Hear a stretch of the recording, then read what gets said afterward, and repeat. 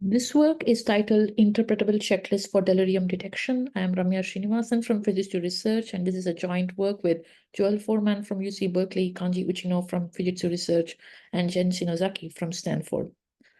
Delirium is a syndrome characterized by acute and fluctuating change in attention, awareness, and cognition. The features of delirium tend to fluctuate across individuals, but most patients often report altered arousal and experience highly distressing symptoms.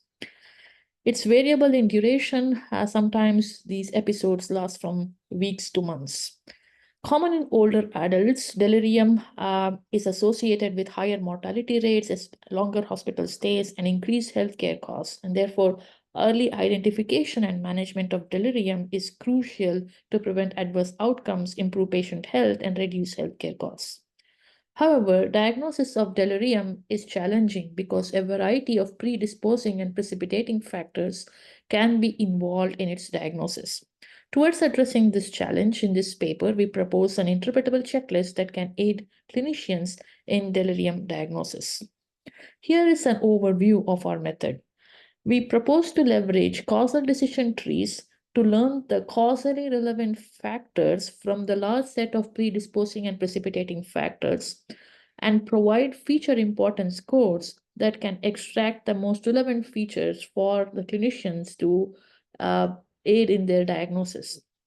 Further, we learn an optimal predictive checklist model from the data that uses minimum number of features in predicting delirium onset while also optimizing for accuracy in classification.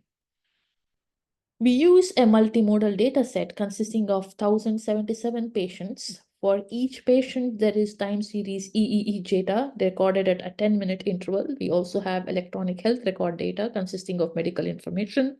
Apart from these, we also have patient demographics and responses to a questionnaire, which is meant to assess various aspects related to the patient's perception and cognition.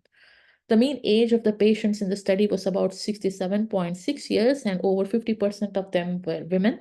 And in our data set, 334 were classified as having delirium. That was the ground truth given to us. So here is some result. On the left, you can see a visualization from the causal decision trees learned from the data set. On the right, you can also see the feature importance codes, which will extract the most relevant features from the data. And here is the checklist that we learned. This is specific to the data set. So for a different data set, it will be different. And we can see that the checklist uses a minimum number of features, in this case, just 3, the CCI score, BMI, and SDBSEEG value. For details regarding this, one can refer to our paper.